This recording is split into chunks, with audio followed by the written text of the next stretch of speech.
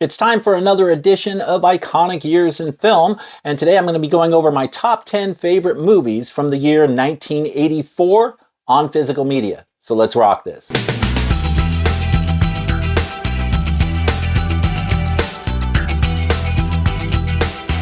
Hey everyone, how you doing? Welcome back. I'm Fuzz, and today I've got another installment of Iconic Years in Film. We got episode 3 today, and for those who are new to the channel, this is a series where I hone in on a specific year in film history that I think was particularly relevant or impactful, either to me personally or just to film history and the art form in general. And then I offer a top 10 list of my personal favorite films from that year. Last time we talked about the year 1997, but this time I want to go back to the 80s to what I think is arguably the biggest year of the decade, and I'm talking about 1984. This was such a great year for movies. This is a big one for me personally because I consider 1984 to be a pretty pivotal year in terms of my own personal appreciation for movies, in terms of like me developing the passion for movies that I ultimately did. When I think of my love for movies, there are 2 or 3 key moments in time, key eras that I tend to trace that passion back to. Right? One of them was seeing Star Wars in 1977, right? As you might expect. Well, the other one is the year 1984 for a couple different reasons. There are just so many great movies that came out during that year, but one in particular that I'll, of course, be talking about at the end of my list.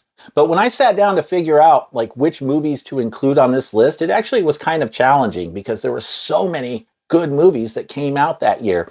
So many, in fact, that I could tell that I was probably going to have to leave at least a couple big ones off of my list just in favor of other movies that I like more.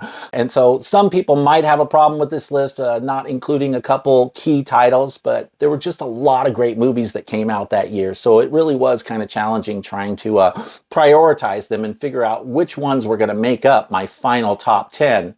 But I did manage to do it, and as such, I've got a list of my top 10 favorite movies from 1984. So without any further ado, let's just get right into this list. All right, so starting off with my number 10, we've got a movie here. I saw it in the theater when it first came out back in '84. It's not one I revisit as often these days. I don't have as strong of an attachment to it now as I did back in the '80s. But it still holds quite a bit of sentimental value. And I'm talking about The Karate Kid on 4K here. Looks great, by the way, on 4K. This is a decent looking 4K disc. Sony always does a good job on their titles, and this one is no exception. Although I've only watched it once since I've owned it, and I picked it up when this box set first came out. I've got it in this nice little Karate Kid box set here. From Sony, which I think went out of print pretty quickly. I know a lot of people were upset that they couldn't get this, and they were expecting it to be in stock longer than it was. But it includes all the Ralph Macchio films, Karate Kid 1, 2, and 3. I like them all, but let's face it, this first one is where it's at, right? I just felt like the vibe for this film was spot on, right? They perfectly captured the Southern California suburbs in the 1980s. You know, I grew up in Southern California in the 1980s, not really too far from where this film takes place, right? So I really related to this film when it came out. I really connected with it. I felt like the film was speaking my language at 13 years old. Such a great film. I don't watch it very often these days, but every now and then I get in the mood to tap into some of that nostalgia from the 80s, and when that mood hits me, this is one of the films I love to return to. So yeah, for my number 10, The Karate Kid. Next up for my number 9, we've got a film that I was actually kind of a late bloomer on. Just discovered it when it came out on 4K. Well, didn't discover it, I'd heard of it, but I'd never seen it until it actually came out on 4K. But the film made such an impression on me that I just felt it had to be included in this list. And I'm talking about Streets of Fire, Shout Factory 4K, directed by the great Walter Hill. And this is starring Michael Pare of Eddie and the Cruisers fame, as well as Diane Lane, and Willem Dafoe, I believe, is in this. But this is a great film. Really enjoyed this one. When I first saw it, when this 4K first came out, I was anxious to see this film because I'd never seen it before. And I remember it from the 80s. I remember previews for it, and I think I remember it playing on cable TV and whatnot, but I just never got around to watching it until this 4K came out. But yeah, I love this film. The atmosphere in this film is awesome. The music's great. This 4K looks great.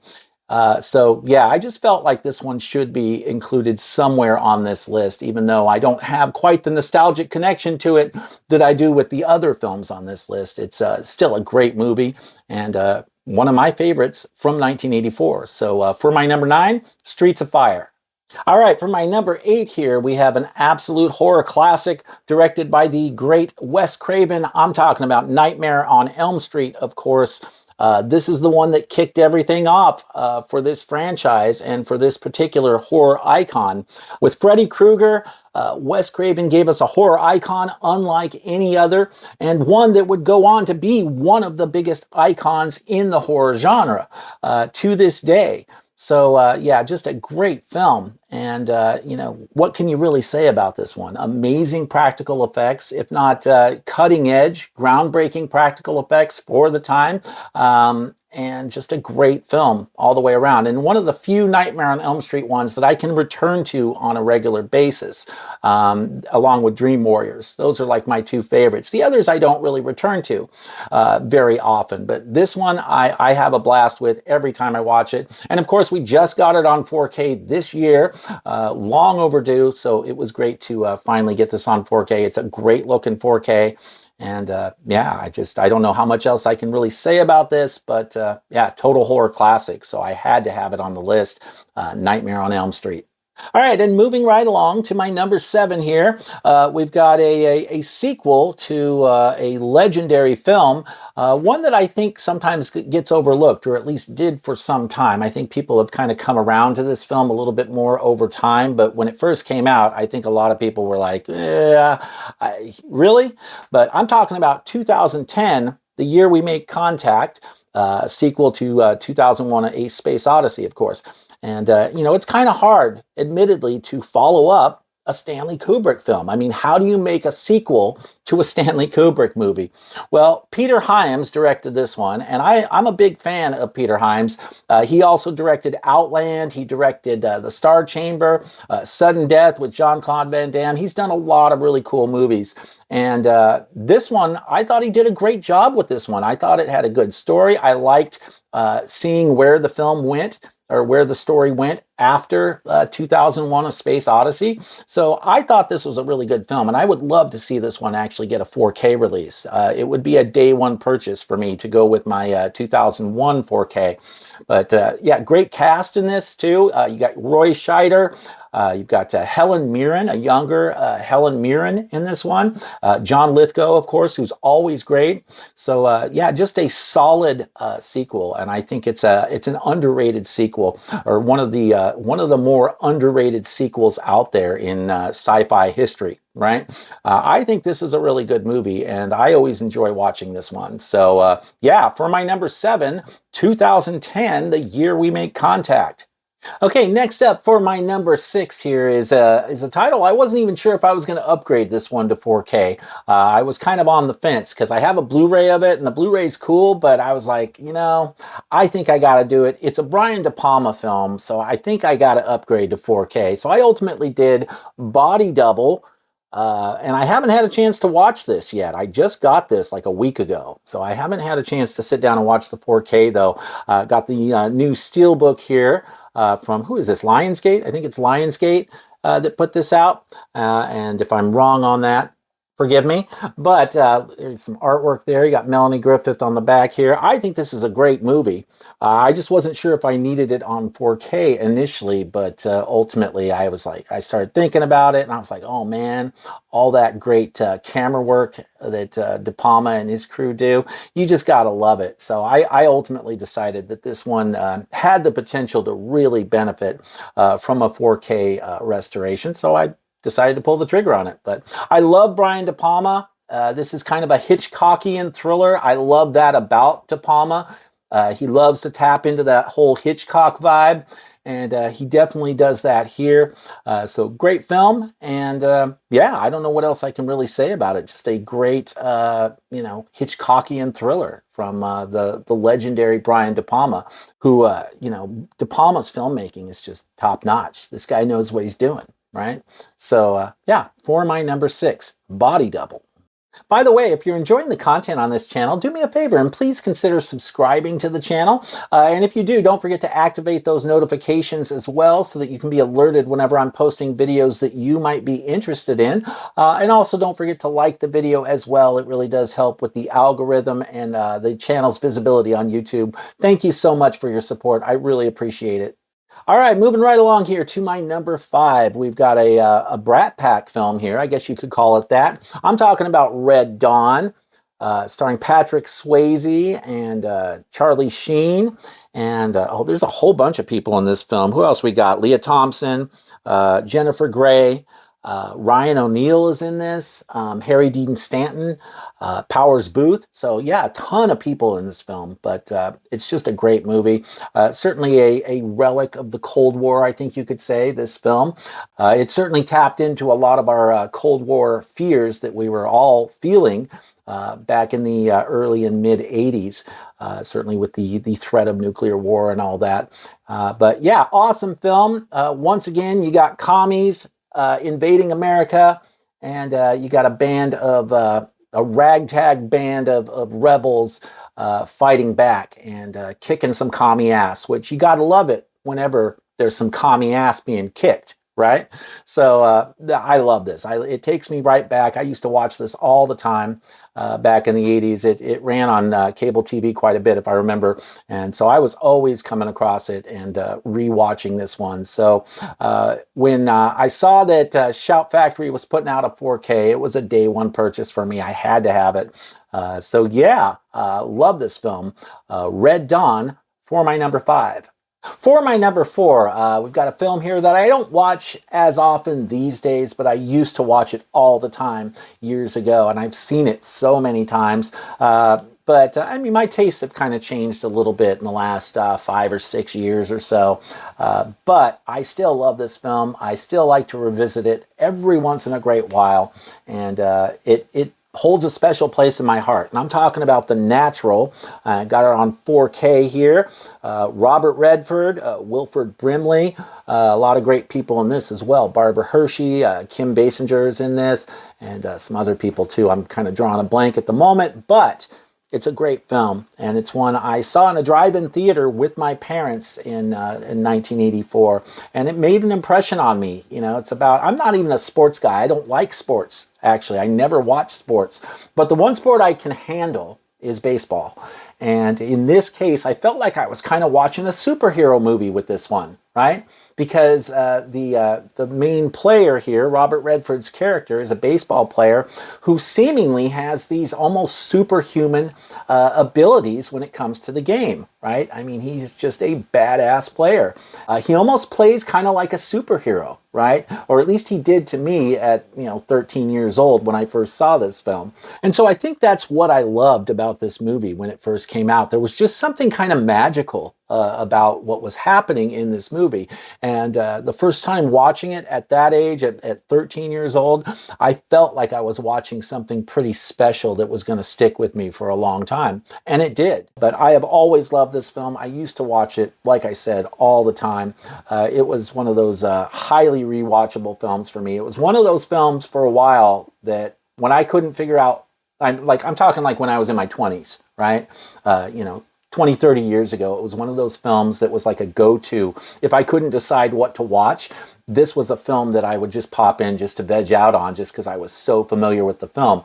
Well, now that those films are like Alien and Aliens, right? Those are like my go-tos now. But I still love this film and will always feel a strong sense of nostalgia for this movie. So yeah, for my number 4, The Natural. And next up, for my number 3, is one of my favorite gangster type movies. And I'm talking about Once Upon a Time in America, directed by the great Italian director Sergio Leone. I love this movie. I absolutely love this movie. I've seen it many times. It's got a high rewatchability factor for me. It's one I like to revisit every few years or so, every 4 or 5 years maybe. So I was really excited to get this on Blu-ray. I think I've had the Blu-ray for like 4 years now, and got this extended version. I mean, it's already a pretty long film. I think the extended version is like, I think it ends up being like 4.5 hours or something, 4 hours, 40 minutes, something like that. It's a really long film. But they found some missing footage and they inserted it back in here, and I just love it. It's a great film. I would love to see this get a 4K release. That's actually on my wish list. I'm hoping that maybe someday we actually will see a 4K release for this film. So amazing cast here. You got Robert De Niro. You have the mighty James Woods, who I always love. He's another favorite actor of mine. Tuesday Weld is in this, Elizabeth McGovern, Treat Williams, Burt Young, Joe Pesci. So yeah, really good cast. And this really is kind of like a gangster like odyssey, right? I mean, it really is an epic tale from childhood well into adulthood. And it's one I'd highly recommend. If you like gangster type movies like Goodfellas, but you've never seen this one, this is one you got to check out. So yeah, love it. For my number 3, Once Upon a Time in America. For my number 2, we have another Brian De Palma film here. Yeah, I love this one, Scarface. High rewatchability factor on this film for me. I just love this one. Fantastic gangster type flick, right? Crime drama, gangster type film. But Al Pacino, I think it's one of Al Pacino's best roles, or certainly up there, like one of 2 or 3 films where I would say one of his 2 or 3 best roles. But this one I like to watch every few years. I come back to this one quite a bit. I never really seem to get tired of watching this one. And for some reason, I get all kinds of nostalgia when I'm watching this one too, even though I didn't see the film for the first time until after the 80s. I think I saw it in like the early 90s. I might have seen it in the late 80s, but I can't quite remember the first time I saw this. I didn't see it when it first came out. I was a little young at the time. But yeah, the first time I saw this, I just loved it, and it's been a personal favorite from that year ever since. So yeah, you just can't go wrong with Brian De Palma, and especially with Scarface. So that's my number 2. And then, of course, for my number 1, this will come as a surprise to precisely no one who knows me or who's been watching the channel for any length of time.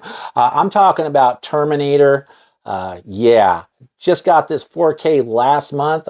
We were certainly all very excited to finally get this film on 4K, and it's a fantastic looking 4K. I did a review of it not too long ago, so feel free to check out that video if you want to hear my thoughts on this 4K release. But I've told my little story with this one many times. Saw it in the theater with my dad when it first came out, part of a double feature, and blew my mind, and really made a big impact on me. This film alone is a big part of the reason I think I became such a big fan of movies, and became so passionate about films in general. I mean, it's not the only film that is responsible for that, but it's certainly, when I think of those pivotal moments in my life that really informed my whole perspective on films, I think of this, seeing this film in the theater, as one of those key moments in my life. So yeah, I won't say too much else about this because I have talked about it recently, and check out my 4K review of this if you want to hear my thoughts on this a little bit more.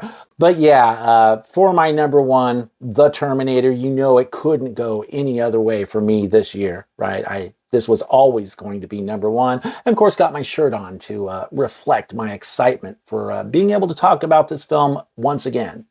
Okay, so that wraps up my top 10 from 1984. But of course, as usual, I do have a few honorable mentions that I want to try to breeze through real quick here.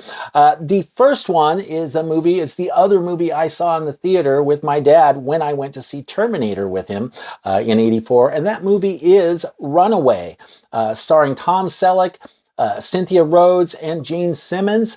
This was the other one I saw with my dad, and it's, of course, nowhere near as good as Terminator, but the film made an impact on me at the time, in part because of the significance of having seen it with Terminator, right? And it's a fun movie. It's about these little, Gene Simmons is like this bad guy villain, plays the villain, and that he's great as a villain. And if I remember correctly, he's got all these little micro robots that are going around killing people. But I don't even remember the plot that well. It's actually been since the 80s since I've seen this. I have not seen this film in years. I've had my eye on this Blu-ray release from 101 Films. It's a Region B Blu-ray, and that seems to be the only viable Blu-ray out there that I can get for this film. I haven't picked it up yet, but I have been thinking about pulling the trigger on that one real soon. I would love to see this film get a 4K release, but I just don't know if that's even feasible, if that's even realistic at all. I mean, I could see a boutique maybe picking up a film like this, because Runaway, it's kind of, it's kind of obscure. I mean, it's not totally obscure, but it's certainly not as well known as something like Terminator, right? I mean, it's a pretty obscure film relative to something like, Terminator or Aliens or something like that, right? But it might just be the type of obscurity that appeals to a company like Vinegar Syndrome or a label like Kino Lorber. I could see Kino Lorber or Vinegar Syndrome maybe getting their hands on this one and thinking it might be a great idea to put out a 4K release. And if they did that, I would buy it on day one. Absolutely, just on principle, right? So this is one I would love to see get a 4K release, but who knows if that's ever going to happen. So I may just go ahead and pull the trigger on this Blu-ray from 101 Films and get it in my collection. But it's a fun film. Like I said, I haven't seen it since the 80s, but it's always kind of stuck with me just due to its significance of having seen it with Terminator. So yeah, I love the film. It's definitely gives me some nostalgic vibes, and I am anxious to return to it in the near future. So yeah, Runaway. Another honorable mention is, of course, Beverly Hills Cop. You gotta love Eddie Murphy in this film. Just a great film, and I like Beverly Hills Cop 2 as well, especially since the second one was directed by Tony Scott. That's a great film. I think I might even like the second one more than the first one, but the first one's a classic. Some great comedic value in this. Eddie Murphy was on fire back then, and some classic stuff in here. Some classic nostalgia and some classic lines and pranks too, right? So such a great film. I always love revisiting this one. I watch it every few years or so. So yeah, Eddie Murphy and Beverly Hills Cop on 4K. Another honorable mention here is the movie Romancing the Stone, which I have in this little double feature pack with Romancing the Stone and its sequel, Jewel of the Nile. But I don't really care that much about Jewel of the Nile. I know I've seen it, but it's Romancing the Stone is the one I used to watch all the time, and that used to play on cable TV. You got Michael Douglas here, Kathleen Turner, Danny DeVito. It's a fun film. It's not one I revisit like super often, but when I think of the 80s and I think of this year in particular, yeah, I loved this film at the time. I used to watch it all the time. So it's another example of one of those films that I used to watch a lot back in the day, but I've kind of drifted away from it, in adulthood over the years. But it still has some value to me, some nostalgic value. So I do like to return to it every now and then. But, I love Michael Douglas. He's great. And his role in this is awesome. It's pretty amusing, actually. So, yeah, Romancing the Stone. And then finally, I had to at least mention the purple one, right? Because this film was huge. And this is a little outside of the genres I usually talk about on the channel, but some of you know I'm a big music guy, so what the hell, right? I'm talking about The Purps, Purple Rain, Prince. Great film. The funny thing about this is I haven't even had a chance to sit down and watch this 4K yet. I bought it when it first came out, but I haven't been in the mood to sit down and watch it just because I haven't been in the mood to, sit down and watch like a musical-based movie, right? A music-based movie. But heavy nostalgia vibes on this one.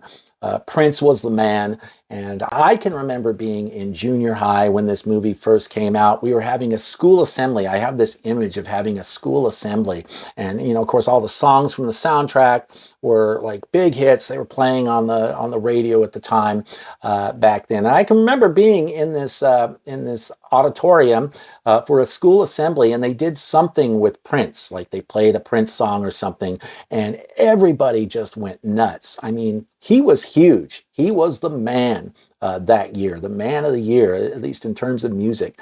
Prince was absolutely on fire back then. And, you know, the music is, of course, better than the movie, but the movie, you still got to love it, right? Just from, like I said, that nostalgia angle again.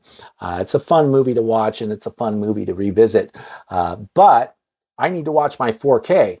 I haven't done that yet. I hear it's amazing. I think this might have even been scanned in like 8K or something. I mean, I think I've heard the restoration on this is really good. So I've just been waiting to be in the mood to watch this type of movie.